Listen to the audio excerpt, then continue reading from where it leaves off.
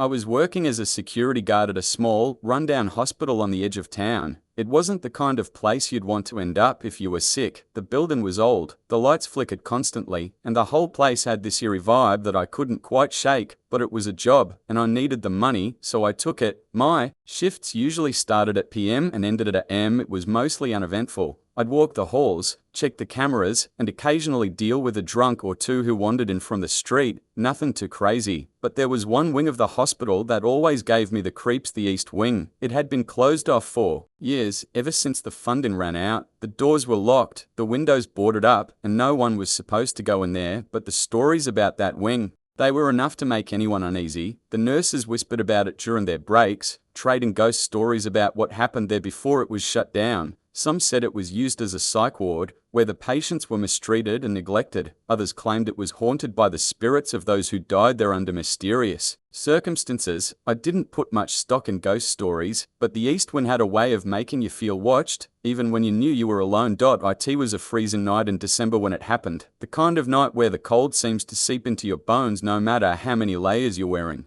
The hospital was quieter than usual, almost dead silent, except for the occasional hum of the ancient heating system struggling to keep up. I was sitting in the security office, watching the monitors, when something caught my eye: a flicker of movement on one of the cameras, the one pointed at the doors to the East Wing. I leaned in, closer, squinting at the grainy black and white footage. There it was again, something, or someone, moving in the shadows near the doors. I grabbed my flashlight and the keys, telling myself it was probably just a trick of the light or a glitch in the camera. But as I walked down the deserted halls, that uneasy feeling in my gut grew stronger. The closer I got to the East Wing, the cold, my breath fogged up in front of me, and my heart started to pound. When I reached the doors, they were still locked, just as they should be, but the hairs on the back of my neck were standing up, and every instinct I had was screaming at me to leave. I hesitated, shining my flashlight through the small, grimy window in the door. Nothing, just darkness. I was about to turn back when I heard it, a soft, barely audible whisper coming from the other side of the door. My blood ran cold. It wasn't the wind or the building settling. It was a voice. I strained to listen, pressing my ear against the door. The whispering grew louder, more insistent, but I couldn't make out any words, just this low, constant murmur, like a chant or a prayer. Then, the voice changed. It wasn't whispering anymore. It was laughing.